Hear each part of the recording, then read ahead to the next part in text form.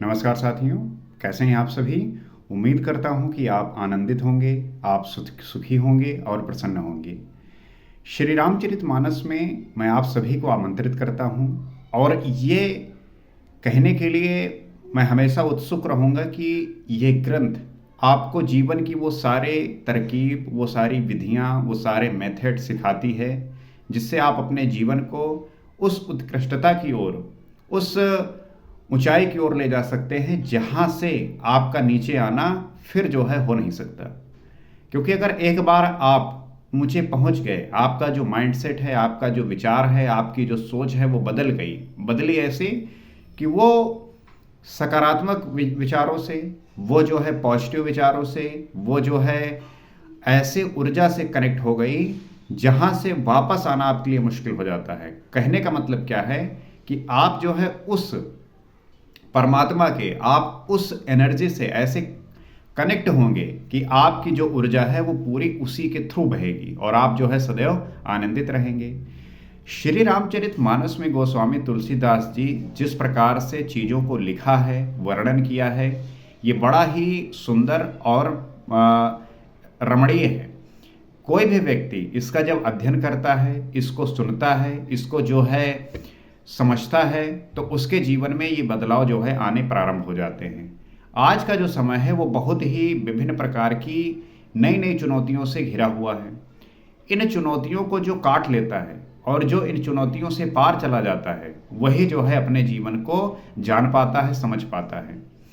मेरी आपसे यही जो है उम्मीद है कि आप जो है इन बातों को सीरियसली, इन बातों को ध्यानपूर्वक सुन के, समझ के, विचार करके इसको जानेंगे और इसको जो है अप्लाई करेंगे। पिछले एपिसोड में हमने ये देखा कि किस प्रकार से जब जनक जी देखे कि कोई भी राजा जो है धनुष पे जो है प्रत्यंचा चढ़ाने, धनुष को तोड़ने, इवन जो है उसे हिला तक नहीं पाए, तो वो जो है काफ़ी व्याकुल हो गए। क्योंकि कोई राजा उठा नहीं पाया तो उन्हें इस बात की व्याकुलता हुई कि सीता जी का विवाह किससे होगा। वो थोड़ा परेशान हुए और ये बात कही कि क्या पृथ्वी पे कोई जो है ब्रह्मा ने किसी वीर को जो है रचा ही नहीं। इस बात को लेकर लक्ष्मण जी क्रोधित हो गए और वो जो है श्री रामचंद्र की अनुमति लेकर ये बात कहने लगे कि अगर मेरे भैया राम मुझे अनुमति दें तो मैं इस पूरे ब्रह्मांड को एक गेंद की तरह जो है उछाल के फेंक दूं, तो ये धनुष क्या चीज है। इस बात को लेके विश्वामित्र जी, राम जी उनको जो है शांत किए और उनके आसन पर बैठने के लिए कहा। और विश्वामित्र जी ने श्री रामचंद्र जी को कहा कि अब वो समय आ गया है कि आप जो है धनुष को जो है तोड़िए। आइए देखते हैं आगे की कथा क्या है और इसको गोस्वामी तुलसीदास जी किस प्रकार से लिखते हैं। नृपन केरी आशा निसनासी, बचन नखत अवली न प्रकाशी, मानी महिब कुमुद सकुचाने, कपटी भूप उलूक लुकाने। राजाओं की आशा रूपी रात्रि नष्ट हो गई। जो राजा ये आशा किए हुए थे, ये होप बांधे हुए थे कि वो जो है सीता से ब्याह करेंगे, वो आशा रूपी जो रात्रि थी वो नष्ट हो गई और उनके वचन रूपी तारों के समूहों का चमकना बंद हो गया, वे मौन हो गए। और जो वचन रूपी तारे थे उनके समूहों का चमकना बंद हो गया, क्योंकि सभी कह रहा था कि हम जाएंगे, धनुष को तोड़ देंगे और सीता से विवाह कर लेंगे। वो सारे के सारे मौन हो गए। अभिमानी राजा रूपी कुमुद संकुचित हो गए। जो अभिमान रूपी राजा थे वो सब के सब जो है संकुचित हो गए, बिल्कुल शांत हो गए।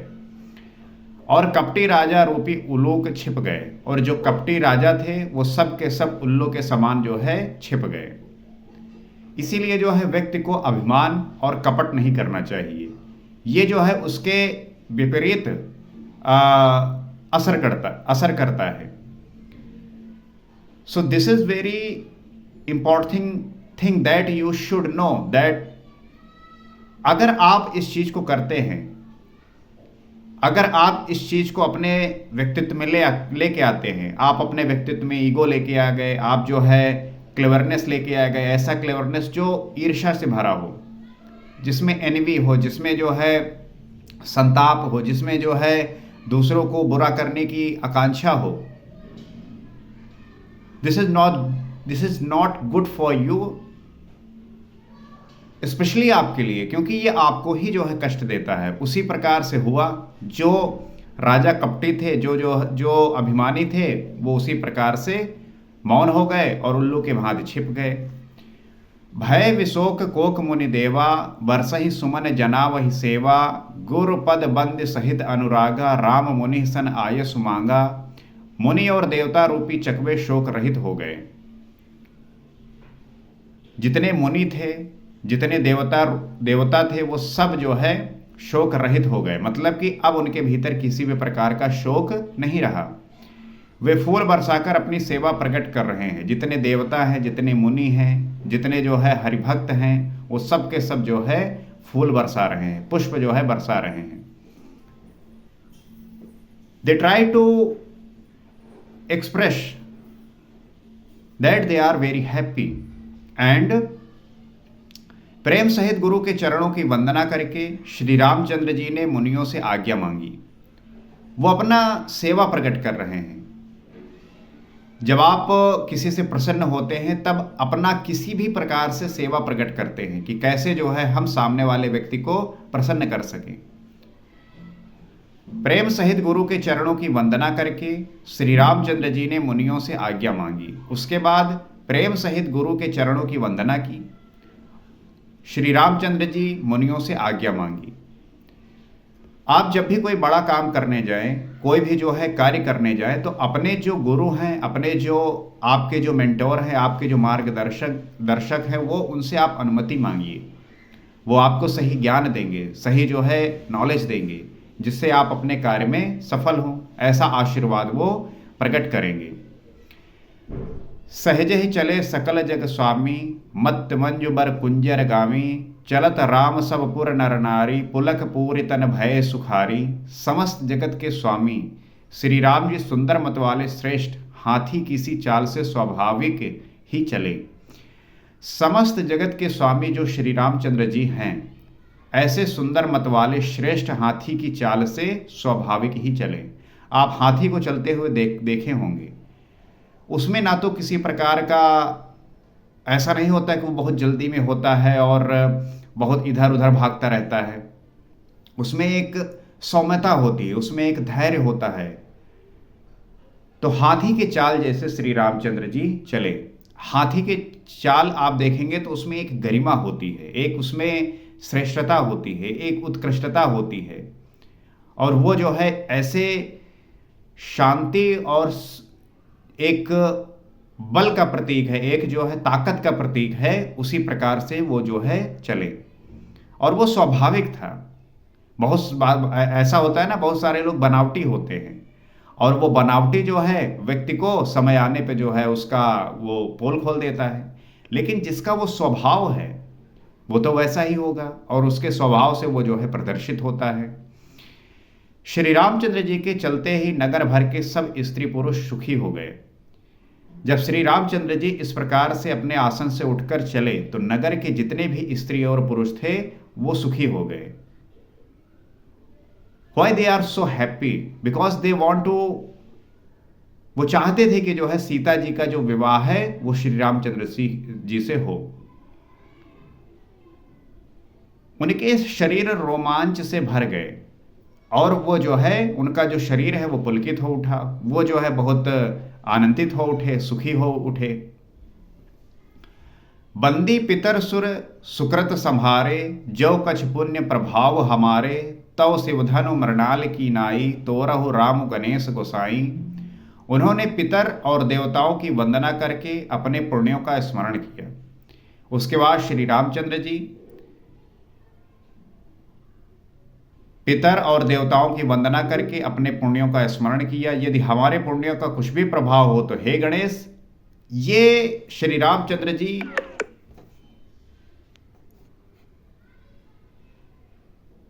धनुष को उठा लें। ऐसा जो है नगरवासी ये कह रहे हैं कि अगर उन्होंने पितर और देवताओं की वंदना करके कोई भी पुण्य ग्रहण किया है, यदि हमारे पुण्यों का कुछ भी प्रभाव हो तो हे गणेश गोसाई, श्री रामचंद्र जी शिव के धनुष को कमल की डंडी की भांति तोड़ डालें।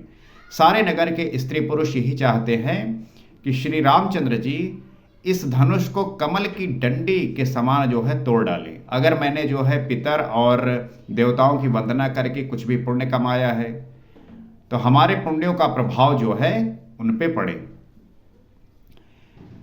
जब आपका आपका जब कार्य, आपका जब इस प्रकार का काम के प्रति आप ईमानदार होते हैं, श्रद्धा होती है, ईमानदारी होती है, तो ये पूरी दुनिया, ये सारा जगत यही चाहता है कि जो है ये व्यक्ति अपने जीवन में अच्छा कार्य करे, अपने जीवन में जो है ये अपनी ऊंचाइयों को प्राप्त करे और उसके जैसा जो है उसके मुताबिक कार्य हो। इसी जगत में बहुत सारे ऐसे व्यक्ति होते हैं जिनके वो ऐसा हो जाए, ऐसी जो है वो वंदना करते हैं, कल्पना करते हैं। आपके साथ भी ऐसा होगा, आपके परिवार में, आपके समाज में, राज्य में, देश में किसी व्यक्ति को आप भी ऐसा चाहते होंगे कि अगर इसके साथ ऐसा हो जाए तो कितना सुंदर होगा।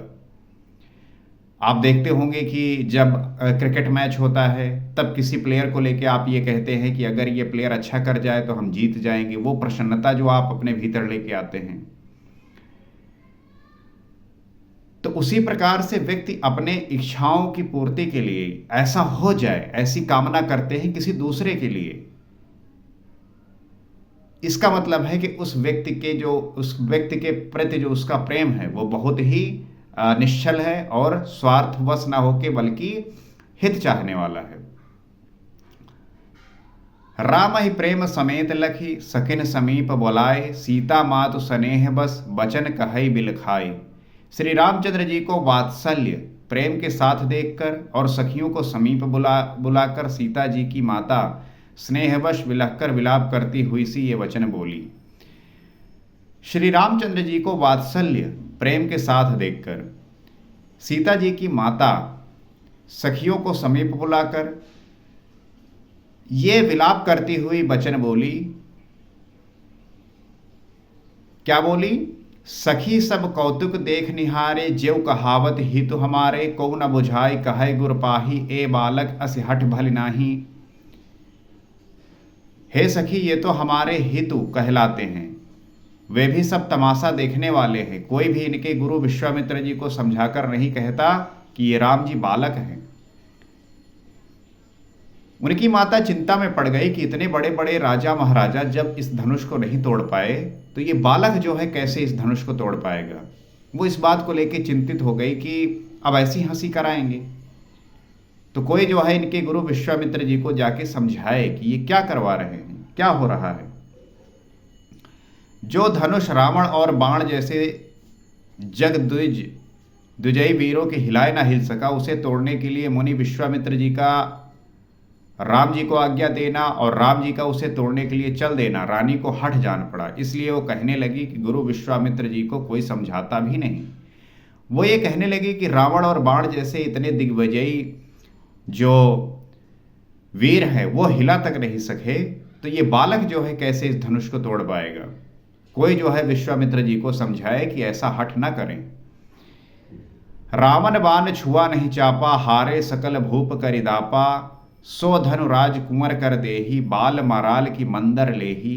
रावण और बाणासुर ने जिस धनुष को छुआ तक नहीं और सब राजा घमंड करके हार गए, वही धनुष इस सुकुमार राजकुमार के हाथ में दे रहे हैं।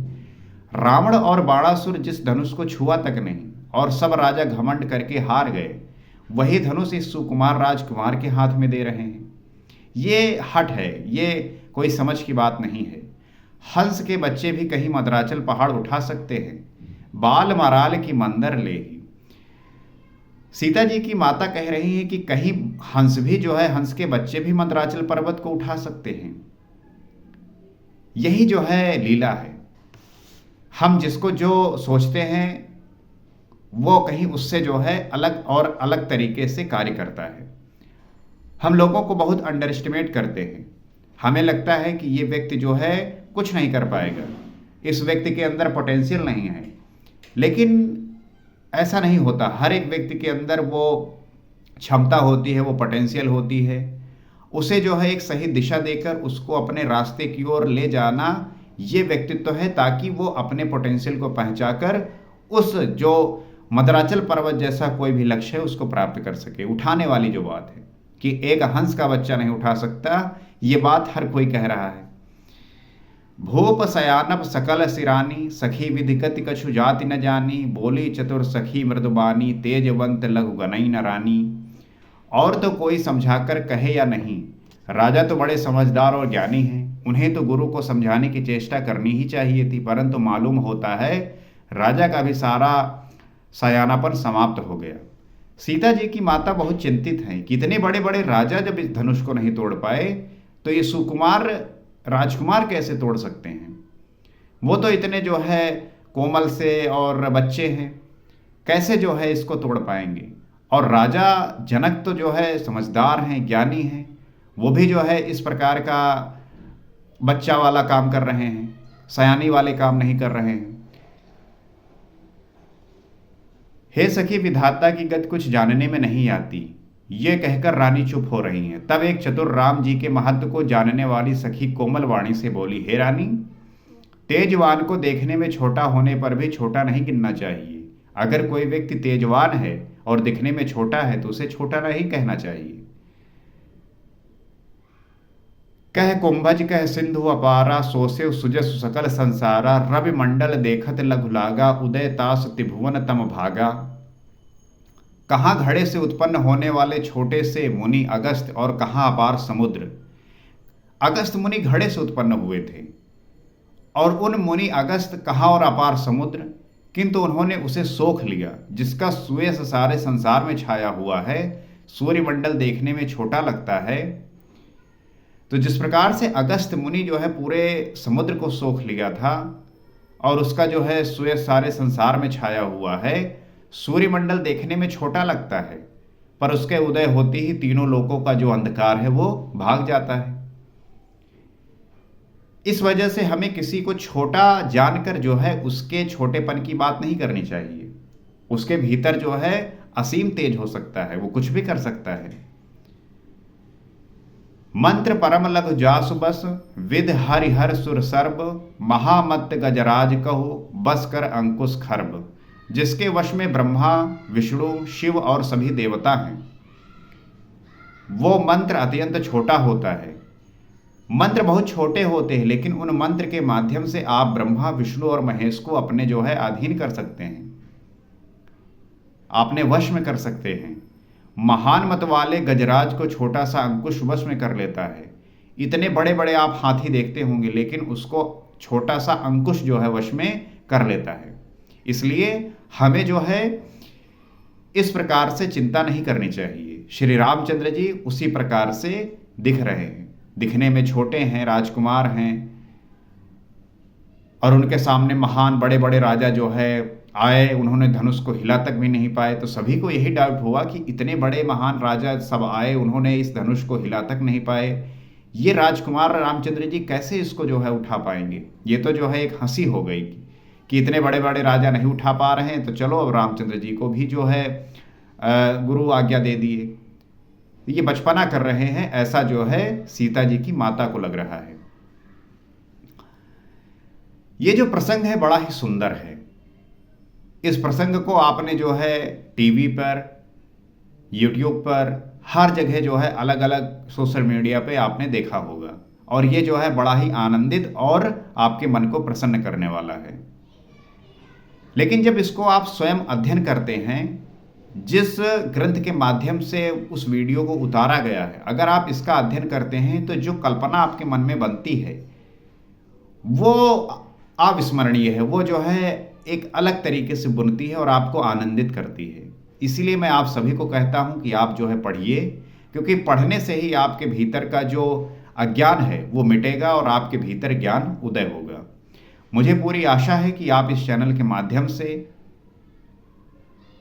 इस राम कथा को सुन पा रहे होंगे, समझ पा रहे होंगे और आनंदित होंगे, और इस कथा के माध्यम से अपने भीतर के अज्ञान को नष्ट करके ज्ञान का जो है उदय कर रहे होंगे। और नित्य इस कथा को हम इस चैनल पे कहते हैं। इस चैनल पे आप आकर इसको जो है इसका रसपान कर सकते हैं और आनंद उठा सकते हैं। आज इतना ही। अगले एपिसोड में आपसे फिर मुलाकात होगी। सीताराम।